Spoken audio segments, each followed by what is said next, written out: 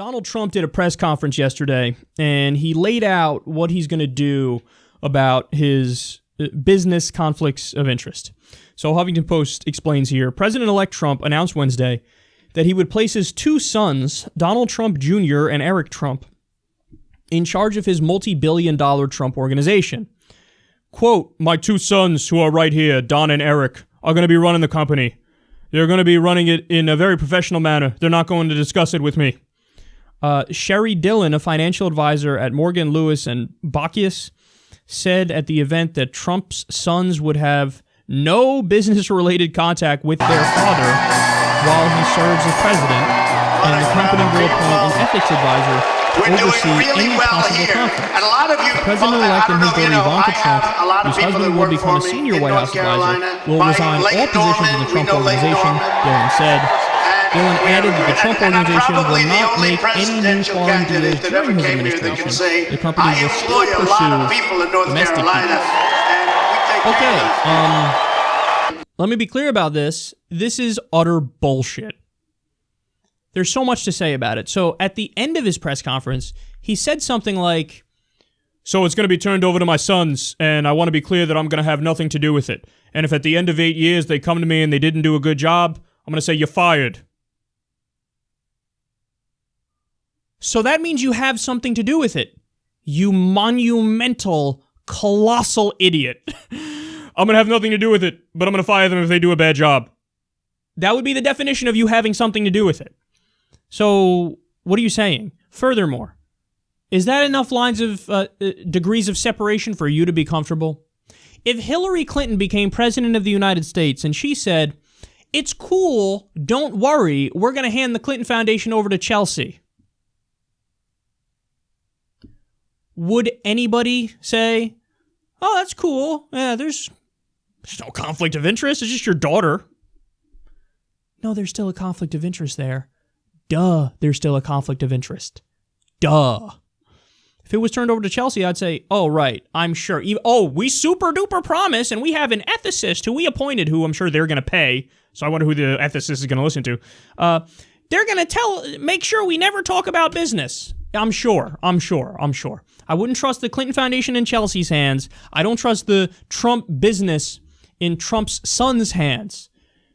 There's going to still be a connection. There's going to still be talking about this stuff. And they even say we're going to pursue domestic deals still. No. So they're doing the same kind of garbage that we have, like our campaign finance laws in this country, where it's like, well, I mean, come on. Let's be serious here. If a foreign government or a foreign entity tries to donate to politicians, we can't have that because that would be corruption, because it would be a foreign influence in our country.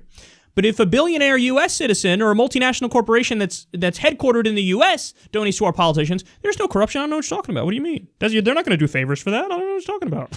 Of course they are! Of course they are! Of course they are! Of course they are! You fucking idiots! It's the same goddamn thing. Just one person lives on a patch of dirt over yonder, and the other lives on a patch of dirt right here. So, I don't know. I don't fucking trust this. I don't believe this. He did such a bullshit, like, fucking third world Banana Republic show he put on where he had a table with a bunch of papers on it, and he's like, see this? These are all the documents I signed that turn over my business to my son. To my sons. Oh, well, I'm so confident now that, you were setting up new businesses during the campaign season. And I was supposed to believe, nah, it's cool. He bragged in the event. Dubai offered me $2 billion yesterday or the other day to do a new hotel deal with them. I turned it down. Yeah. I'm sure that there's going to be no conflicts of interest, even though there's already been conflicts of interest. And even though, for example, you met with Indian businessmen on real estate deals when you were already elected president of the United States. You have business with Japan. You allegedly, the phone call you took from Taiwan was that China was really mad about was also because a few weeks prior, somebody from the Trump team reportedly reached out to Taiwan and said, how about we do a hotel deal over there? And so lo and behold, China and President-elect Trump talk on the phone, and China's pissed off about it. So his business deals are going to get in the way of him doing his job as president. And yes, it's going to affect, this is always the problem with having business and politics intertwined, is when you have that much power and you're so heavily invested monetarily with other forces, you're not going to do your job, which is representing the American people and doing right by them and caring about their agenda. You're going to do what's good for you and your own business interests, and you're going to do favors for your buddies because it's a circle jerk of money and power. That was the problem with Hillary Clinton. That's now apparently the problem with you. The only way, just like with the Clinton Foundation, you should have done a clean break even when you decided to run. Okay, that's it. The Clinton Foundation is done. I'm running for president. That's it. It's done. That's it. I'm not going to, it's not, Chelsea holds it or this happens or that happens. No, it's just totally done. You put it in an actual blind trust. You have nothing to do with it anymore. Trump said, I'm going to do a blind trust. First of all, you're not doing a blind trust. You're giving it to your kids. That's not a blind trust.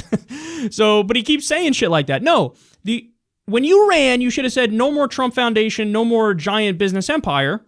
Put it in the blind trust, and then, hey, later on, if I don't win or whatever happens, then I'll get back to doing it. But now that he's even elected, he's still not doing the right thing. He's still not saying, okay, I'm going to have nothing to do with it. My family has nothing to do with it now.